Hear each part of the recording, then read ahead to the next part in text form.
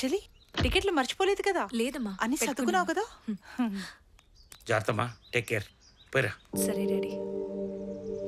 ఏంట్రా అలా చూస్తున్నావు?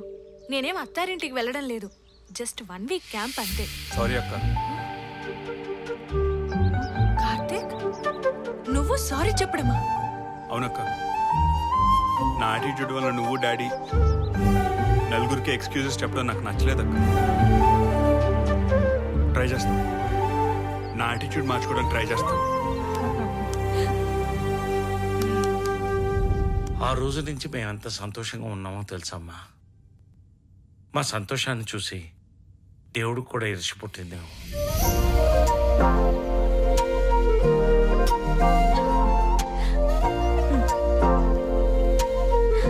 తీసుకో.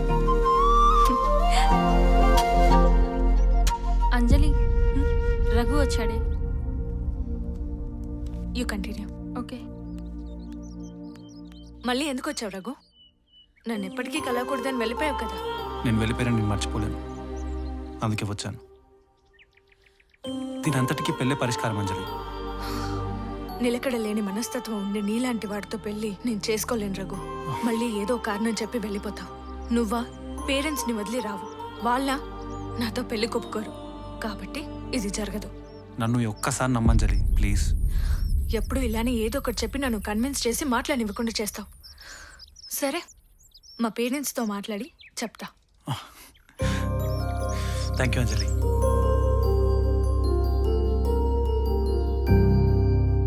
డాడీ, రఘు ఇప్పుడు పూర్తిగా మారిపోయాడు డాడీ. మీరు ఒప్పుకుంటే వాళ్ళ పేరెంట్స్ని తీసుకొచ్చి మాట్లాడతా అంటున్నాడు. అక్క, రఘుతో నీ లైఫ్ హ్యాపీగా ఉంటుందని నువ్వు నమ్ముతున్నావా? అయినా ప్రేమలో చిన్న చిన్న మనస్పర్ధలు కామనే కదరా. నువ్వు చెప్పింది నిజమేనమ్మా, కానీ అంతకన్నా ముందుండాల్సింది ఒకళ్ళ మీద ఒకళ్ళకి నమ్మకం. కలిసి జీవించడం అంటే ప్రేమించడం అంత ఈజీ కాదమ్మా. ఎప్పుడు మీ సంతోషాన్ని కోరుకునేవాళ్ళం. జీవితాంతం మీరు సంతోషంగా ఉంటారని నా నమ్మకం మీకుంటే నాకు ఎలాంటి అభ్యంతరం లేదు. రేపే వాళ్ళని రమ్మని చెప్పు. Thank you daddy, thank you.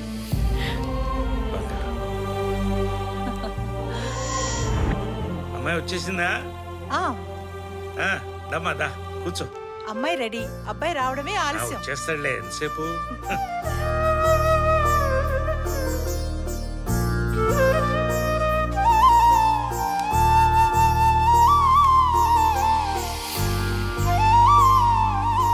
ఏమ్మా ఇంకా రాలేదేంటి? ఫోన్ చెయ్యి.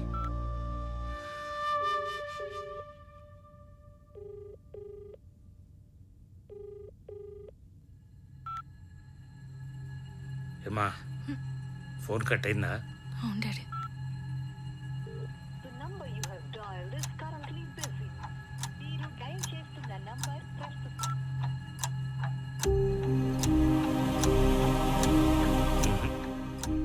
కంగారు పడకు, వచ్చేస్తాడు.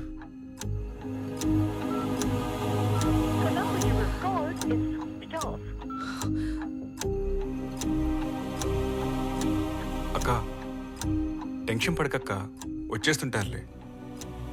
ఏమా ఒకసారి ఫోన్ చేయి.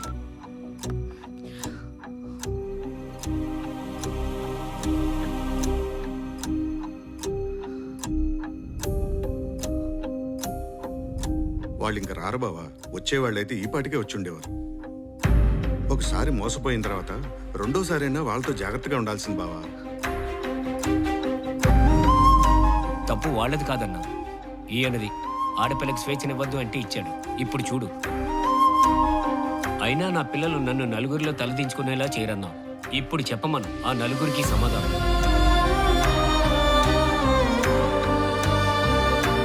ఇంకా చూస్తారే, పదండి. ఆగరా.